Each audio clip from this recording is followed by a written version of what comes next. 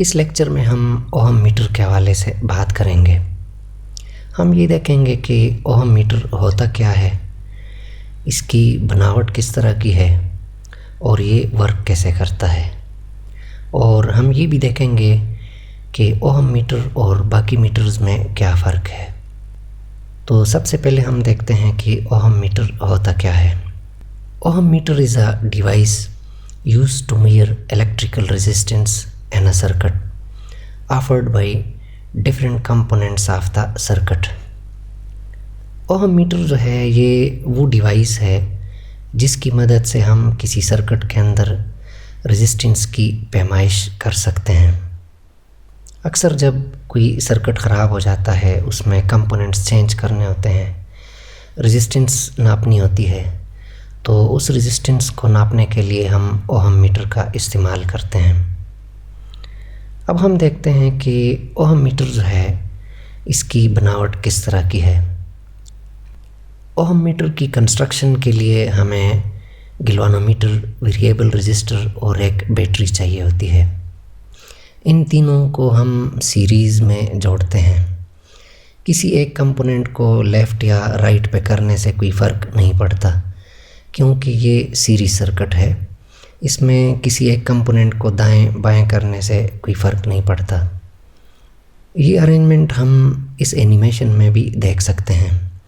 ये ऊपर का जो हिस्सा है ये पूरे का पूरा एक गैल्वेनोमीटर है, जिसके साथ हमने बैटरी और एक वेरिएबल रेजिस्टर सीरीज़ में जोड़ा हुआ है। ओहम मीटर का असल मकसद रेजिस्टेंस नापना होता है। ये दो इसके इनपुट टर्मिनल्स हैं। जब हमने किसी रेजिस्टर की रेजिस्टेंस नापनी हो तो उसको हम यहाँ पर लगाते हैं। तो जिस टाइम ये सर्किट कंप्लीट होता है, करंट स्टार्ट होने लगता है और गैल्वेनोमीटर का जो कॉइल है वो डिफ्लेक्शन शो करता है और डायल पे हमें कोई वैल्यू मिल जाती है। लेकिन ये वैल्यू इस रेजिस्टर की असल वैल्यू नहीं होती। इसकी वजह यह है कि इस रेजिस्टर के साथ साथ इस सर्किट में और बहुत सारी चीज़ें हैं जिनकी रेजिस्टेंस शामिल है और वो इस वैल्यू में शामिल हो जाती है। तो कॉइल, रेजिस्टर और बैटरी की रेजिस्टेंस को निकालने के लिए हम इस तरह करते हैं कि रेजिस्टेंस नापने से पहले हम इनपुट टर्मिनल्स को आपस में डायरेक्ट जोड़ते हैं, यानी सर्किट जो है ये शॉर्ट सर्किट बन जाता है। शॉर्ट सर्किट की सूरत में मैक्सिमम करंट पास होने लगता है और गैल्वेनोमीटर का जो कॉइल है ये फुल डिफ्लेक्शन दिखाता है। गैल्वेनोमीटर की जो सुई है वो ज़ीरो से आगे निकल जाती है। तो हम इस तरह करते हैं कि ये जो वेरिएबल रेजिस्टर है इसकी वैल्यू को कम ज़्यादा करके हम गैल्वेनोमीटर के नीडल को ज़ीरो पे एडजस्ट कर लेते हैं। अगर कॉइल की डिफ्लेक्शन बहुत ज़्यादा है, यानी पॉइंटर ज़ीरो से आगे है, तो इसका मतलब ये है कि बहुत ज़्यादा करंट कॉइल में से पास हो रहा है और उस करंट को कम करने के लिए हम इधर से रेजिस्टेंस को थोड़ा सा बढ़ाते हैं, तो उससे करंट कम हो जाता है और कॉइल वापस आ जाता है ज़ीरो पे। या अगर पॉइंटर इस तरफ है तो इसका मतलब ये है कि कॉइल में से कम करंट पास हो रहा है, जिसके लिए हम यहाँ से रेजिस्टेंस को थोड़ा सा कम करते हैं।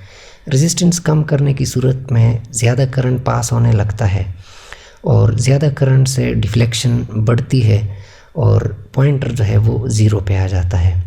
तो इस तरह से रेजिस्टेंस नापने से पहले हमने इस मीटर को एडजस्ट करना होता है कि पॉइंटर जो है वो एग्जैक्टली ज़ीरो पे आ जाए। उसके बाद हम रजिस्टर को यहाँ पर लगा के उसकी वैल्यू को मेजर करते हैं। तो यहाँ पर ये जो वेरिएबल रजिस्टर लगा हुआ है इसका मकसद है ओहम मीटर को ज़ीरो पे एडजस्ट करना। तो पॉइंटर को ज़ीरो पे एडजस्ट करने से कॉइल, बैटरी और वेरिएबल रजिस्टर की रेजिस्टेंस सर्किट में से हट जाती है। और इसके बाद जब हम कोई रजिस्टर लगाते हैं तो वो करंट को रोकता है, करंट में कमी आती है, उस हिसाब से कॉइल की डिफ्लेक्शन कम होती है और हमें रेजिस्टेंस की वैल्यू मिलती है। अब हम ये देखते हैं कि ओहम मीटर और बाकी जो मीटर्स हैं यानी वोल्ट मीटर, एम्पेयर मीटर और आम सादा गैल्वेनोमीटर में क्या फ़र्क है। तो पहला फ़र्क बैटरी का है। ओहम मीटर के अंदर बैटरी लगी होती है, जबकि एम्पेयर मीटर, वोल्ट मीटर और गिलवानोमीटर में बैटरी नहीं होती। इसकी वजह यह है कि एम्पेयर मीटर और वोल्ट मीटर को हम वहाँ पर इस्तेमाल करते हैं जिधर करंट या वोल्टेज नापनी हो। तो जिधर हम वोल्टेज या करंट नापते हैं वहाँ पर ऑलरेडी सोर्स मौजूद होता है, वो करंट सप्लाई करता है और उस हिसाब से गिलवानोमीटर डिफ्लेक्शन दिखाता है।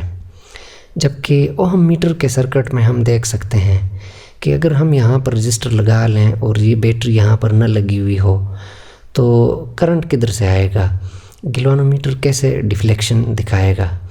तो इस रजिस्टर की जो रेजिस्टेंस है वो हम नहीं नाप सकेंगे। तो रेजिस्टेंस नापने के लिए हमने रजिस्टर में से करंट पास करना होता है, उस हिसाब से डिफ्लेक्शन आती है और हमें वैल्यू का पता चलता है। तो इसके लिए हमें एक सोर्स चाहिए होता है जो कि इस करंट को सप्लाई कर सके। तो इस वजह से ओहम मीटर के अंदर बैटरी लगी होती है जो कि सोर्स का काम करती है, करंट प्रोवाइड करती है। ओहम मीटर और बाकी मीटर्स में दूसरा फ़र्क ये है कि बाकी मीटर्स जो हैं उनका ज़ीरो लेफ़्ट साइड पे दर्ज होता है, यानी बाकी मीटर्स जो हैं उनकी वैल्यूज़ लेफ़्ट साइड से स्टार्ट लेती हैं, जबकि ओहम मीटर का ज़ीरो राइट साइड पे होता है। इसकी वजह यह है कि जब हम किसी रजिस्टर की रेजिस्टेंस नापते हैं तो उससे पहले इस मीटर को एडजस्ट करना होता है और इस मकसद के लिए हम इनपुट टर्मिनल्स को डायरेक्ट जोड़ते हैं, जिससे ये सर्किट शार्ट हो जाता है, मैक्सिमम करंट पास होती है और उस टाइम रेजिस्टेंस की वैल्यू ज़ीरो होती है। तो जिस टाइम रेजिस्टेंस की वैल्यू ज़ीरो होती है उस टाइम पॉइंटर जिस तरफ होगा, जिस पोजीशन पे होगा, ज़ीरो हम उधर लगाएंगे। तो जब हम इनपुट टर्मिनल्स को शार्ट करते हैं मैक्सिमम करंट पास होता है और मैक्सिमम करंट पास होने से कॉइल जो है वो फुल डिफ्लेक्शन दिखाता है और फुल डिफ्लेक्शन इस तरफ आती है, पॉइंटर इस पोजीशन पे होता है। तो इस वजह से ओहम मीटर का ज़ीरो राइट साइड पे दर्ज करना होता है। जब हम इनपुट टर्मिनल्स के दरमियान रेजिस्टेंस जोड़ेंगे तो रेजिस्टेंस जोड़ने की सूरत में मुज़ाहिमत बढ़ेगी, करंट में कमी आएगी और कॉइल की डिफ्लेक्शन कम होती जाएगी और हमें इस तरफ बड़ी वैल्यूज़ मिलती जाएंगी। तो ओहम मीटर और बाकी मीटर्स जो हैं उनमें ये दो बुनियादी फ़र्क हैं। अगर इस टॉपिक के हवाले से आपके जहन में कोई क्वेश्चन है या कोई बात आपको समझ नहीं आई तो कमेंट कर दें। Thanks for watching.